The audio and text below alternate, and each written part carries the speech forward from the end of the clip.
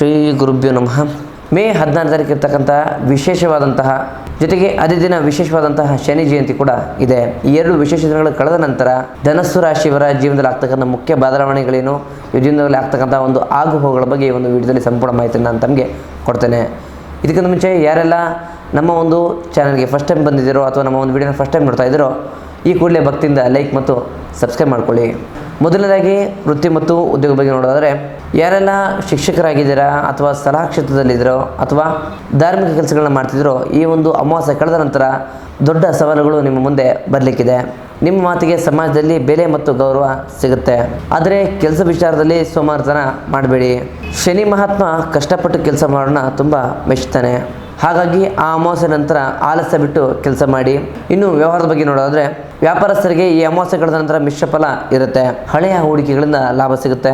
ದೂರ ಪ್ರಯಾಣದ ವ್ಯಾಪಾರದಲ್ಲಿ ಹೊಸ ಆಫರ್ಗಳು ಬರುತ್ತೆ. ನೀವೊಂದು ಹೊಸ ಪ್ರಾಡಕ್ಟ್ನ ಶುರು ಮಾಡಬೇಕು ಅಥವಾ ಹೊಸ ಪ್ರಾಜೆಕ್ಟ್ನ ಶುರು ಮಾಡಬೇಕು ಅಂದ್ಕೊಂಡಿದ್ರೆ ಉತ್ತಮ ಸಲಹೆಯನ್ನು ಪಡೆಯೋದು ಅಗತ್ಯ.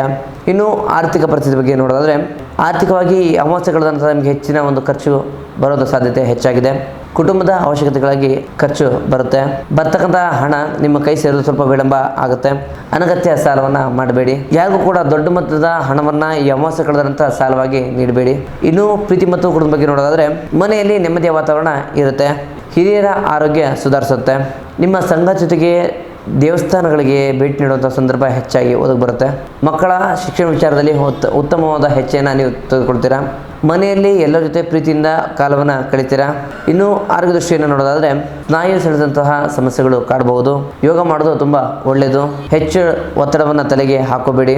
ಸಂಜೆ ವೇಳೆ ವಾಕಿಂಗ್ ಮಾಡೋದು ಮನಸ್ಸಿಗೆ ಮುದ ನೀಡುತ್ತೆ. ಈ ಒಂದು ರಾಶಿಯವರ ಪರಿಹಾರ ತಂತ್ರಗಳನ್ನು ನೋಡೋದಾದರೆ, ಧನುಸು ರಾಶಿಯವರು ಹತ್ತಿರದ ಯಾವುದರ ದಕ್ಷಿಣಾಮುಖ ಆಂಜನೇಯ ದೇವಸ್ಥಾನಕ್ಕೆ ಭೇಟಿಯನ್ನು ನೀಡಿ.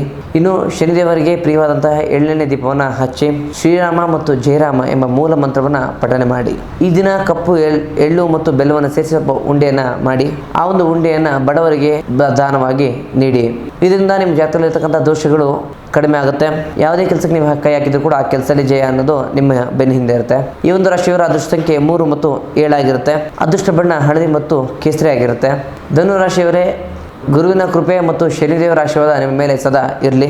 ಒಟ್ಟಾರೆಗೆ ಇದಾಗಿತ್ತು ಮೇ 16ರ ಜ್ಯೇಷ್ಠ ಅಮಾವಾಸ್ಯೆ ಮತ್ತು ಶನೇಶ್ವರ ಜಯಂತಿಯ ನಂತರ ಧನಸ್ಸು ರಾಶಿಯ ಸಂಪೂರ್ಣ ಮಾಸ ಭವಿಷ್ಯ.